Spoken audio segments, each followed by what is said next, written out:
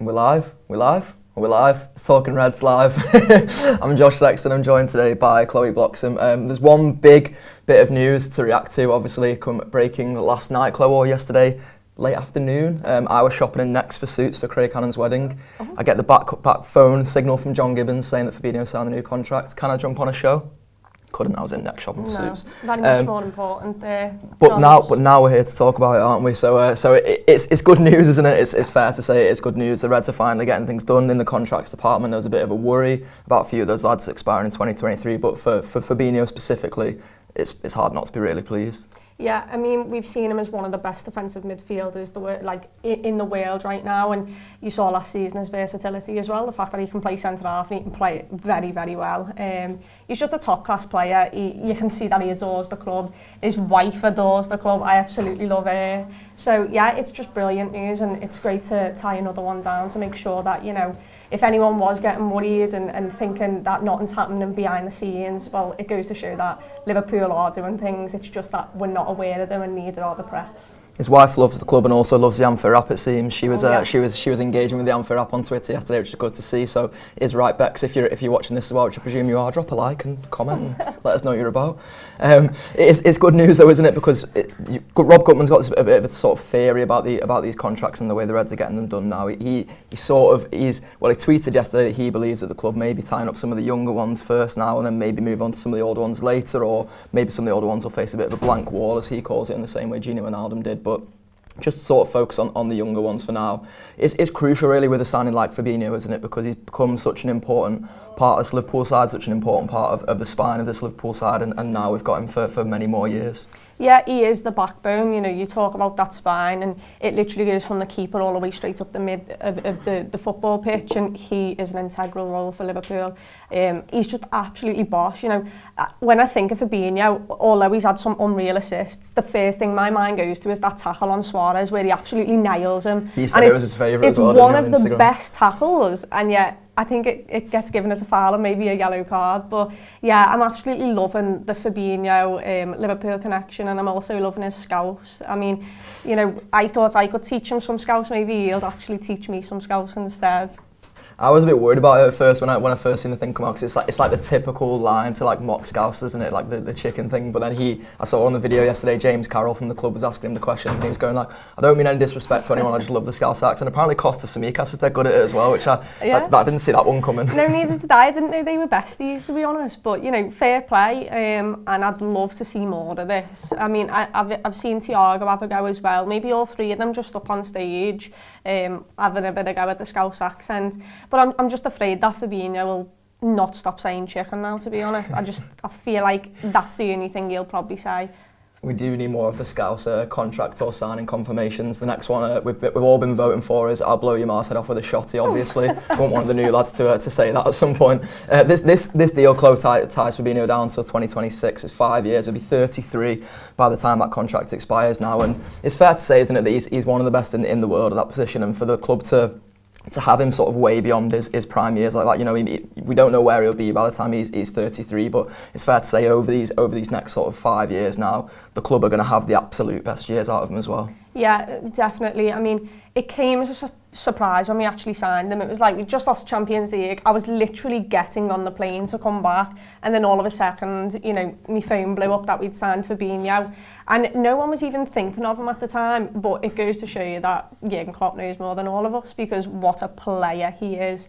He covers so much ground. He's so defensively aware, but then he can push up the pitch. You know, the likes of the little ball he does to Mane against United at home, like he's just so good at unlocking little locks as well for against other teams. So yeah, it's great to have him, and 33 is a good age, I think, for both. You know, 33 he can then go and choose to go wherever he wants for the best amount of money, and know that he can still play at a good level, but you've done all you can with Liverpool, and hopefully you've won a lot of things with Liverpool, and you've made, you know, your career look very, very good with titles and trophies. So yeah, boss to see him, and I want to see him for the full 5 years. Thank you. Absolutely, yeah. What's your favourite Fabinho moment so far? Then you mentioned the Suarez tackle. Any others that stand out so far?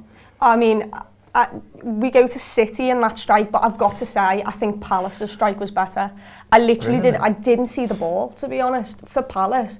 I just think because it was in an empty stadium, I feel like it should have deserved more, so I'm probably calling that out more. But yeah, I don't know why he doesn't strike a ball more often, because the power he gets on that is actually quite scary. If I was a goalkeeper, I'd be running in the opposite direction, I'll tell you that much. The Palace one's a good shout, I'd forgotten about that, but it's got to be the City one. Just the roar after he scores that is absolutely unreal. And the way he says it's time. It's time for the Reds to win the league, absolutely.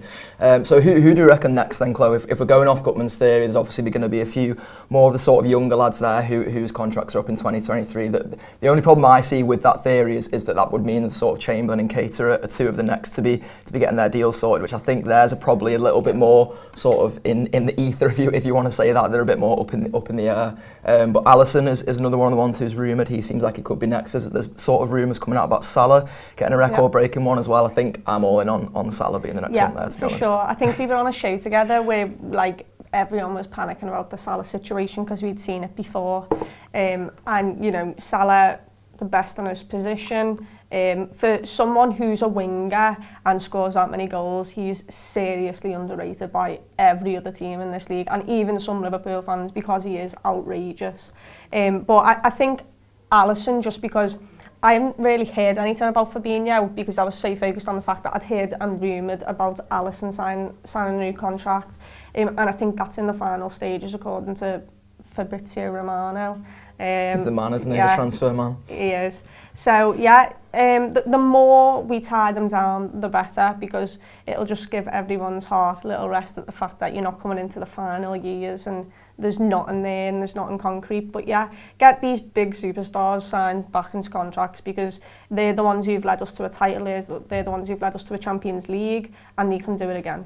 Absolutely echo what Chloe says there. Get the star lads tied down, maybe bring in another one or two as well, maybe. Yeah, Mbappe 2021, is that still on? In terms of lads whose future up in the air, as I mentioned before, Chloe, Divock Origi is another one. There's been a few sort of rumours breaking about him yesterday in terms of Wolves. Wolves seem like a club who've been interested in him for a while, and there was rumours of a 10 million bid yesterday, but it was sort of within that rumour mentioned that the club want close to 20 million for him. I think there's probably a bit of a compromise. I think we can meet there, isn't there? There's somewhere between 10 and 20 mil, which the club can be like, we'll shake your hand on that. I mean, to be fair, you mentioned Mbappe, and no one else but Divock Origi can follow that name up, to be honest. But yeah, to be fair to him, and I don't think he's good enough for Liverpool now, but my Christ, he's gave me some of the best moments of my life, Divock Origi. So, that Barca game, the Madrid final, Newcastle in the last minute when we're running for the title with City.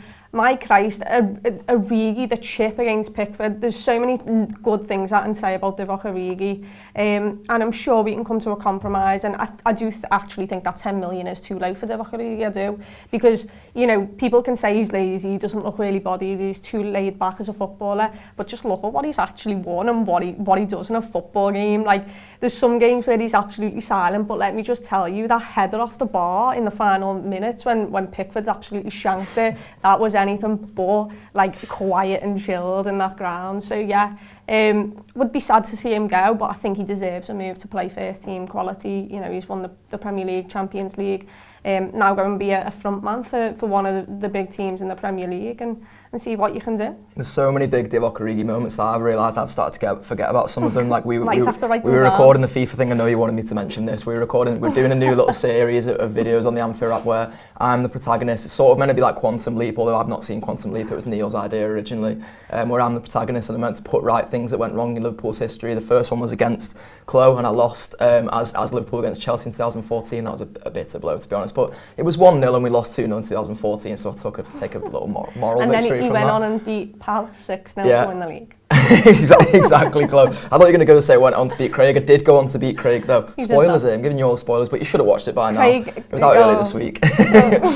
Craig's rubbish at FIFA, so I'm taking much pleasure in consistently beating him across a few games we've done so far. But I was Leicester in that one, beat Manchester City, so that was good. Yeah, so get on that if you're not already. If you're not subscribed to the video, if you're an audio subscriber and want to subscribe to the video, you can upgrade your subscription. If you're not a subscriber at all and you want to watch the video, if you're watching on YouTube now, you can just click the join button there. there and you can watch all this good stuff. There's the plug, Chloe, we're done on that. There you go. In terms of more transfer interest, then Ben Davies is the other one. I wasn't convinced he was a real fella, but we've actually seen him play for Liverpool Football Club now, so I can't really say he's not a real fella anymore. But it seems like that one performance has put him in the shop window, because I'm going to tell you the clubs that are interested now. Sheffield United asked for initial loan inquiry, which Liverpool said no to, which I think is fair enough, to be honest. Celtic are one of the teams to be interested, is rumoured to be interested as well, and Bournemouth. Celtic felt like the one, didn't they? I think there was sort of rumours the whole time since Liverpool signed him that Celtic were interested in him around the time Liverpool signed him. So I think if Liverpool can turn a profit on Ben Davies this summer, you can sort of, again, just shake hands and go, fair enough. I mean, I think it's ridiculous. I don't think I've seen it before where we bring someone in, he's not played a professional game, and then he's off already. It was very emergency backup, and we signed Kabak at the same time. Kabak's left, isn't coming back. Ben Davies not played a game, is leaving. But I tell you what, if there's anyone who can get a profit on Ben Davies, it's Michael Edwards, let me tell you that. So, imagine if we actually got a mil or maybe more, just because you're wearing the Liverpool badge, let's say. But especially if Celtic were interested in him when we bought him. But yeah, it's one of those. It's just something that's mad that's happened, but at least he can turn around and say he's wore the Liverpool kit, he's played for Liverpool once, and you can take that with him. Absolutely, you can say that with him. If he stays as well, then fair play to him. I mean, you try and get into that squad, mate, because I actually would like to see you play. Yeah, he's still got a massive point to prove, and there's a lot of lads at centre half now. It's fair to say. I don't think, touch wood, I don't think the Reds will be getting any issues with centre halves this season, because we've got about 80 million of them. So if anyone wants Ben Davies, then feel free to lash a few million quid and see what you can get the Reds to do. People have been commenting during the show. I'll try and read out some of them. They all seem like they're just saying hi to us, to be fair.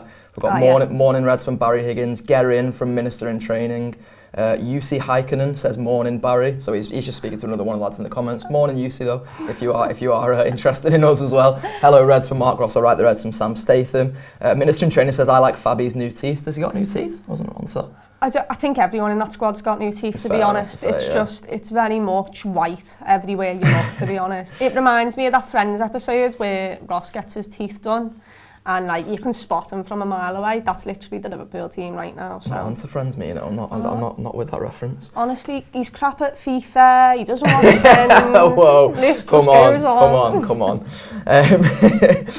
Tan Rich Guy says, finally my insomnia pays off, able to catch a live stream up the Reds. Well, there's plenty more where this came from. Tan Rich Guy, we do a live stream, one of these on Tuesdays, Wednesdays and Thursdays every week. We'll hopefully be doing that going into the season. I'll try and keep this pace up. We do a not live talking Reds, usually somewhere around the city if the weather's nice on a Friday as well. Plus, as I mentioned before, there's premium video content behind the paywall on either our Anfield Wrap website or on the YouTube. We get a few people asking who are already subscribers on our website and on our app, what's new on the YouTube. It's nothing, it's all the same kind of content. It's just to help people who are on YouTube to be able to stay on this platform and get all that video content. And there's more as well. If you want to see the Anfield Wrap live, we will be live in Liverpool on the 20th of August at Mountford Hall. It's a pilot event for Mountford Hall, so thank you very much for them for helping us put this on. So it will be the sort of testing and usual sort of restrictions in place for that. But if you are in Liverpool the night before the Burnley game, that is Friday the 20th of August, make sure you get down and come and see the Anfield Wrap live and come and see me beat Chloe on FIFA on stage. It's not going to happen. And also, you may have noticed during the show I'm wearing a Canate 5 tee. This is a France 98 inspired Ibrahim Canate t-shirt. They're £18 on shop.theanfieldwrap.com right now, so go and get them. I didn't even give you the link for the tour live thing, did I? That's theanfieldwrap.com/tour live, shop.theanfieldwrap.com, theanfieldwrap.com/subscribe. All the sales in there. All this will be in the blurb as well, don't worry about it. Nice one to Chloe for joining me for Talking Reds. Nice one to Ben Davies for playing for the Reds finally and up the Reds.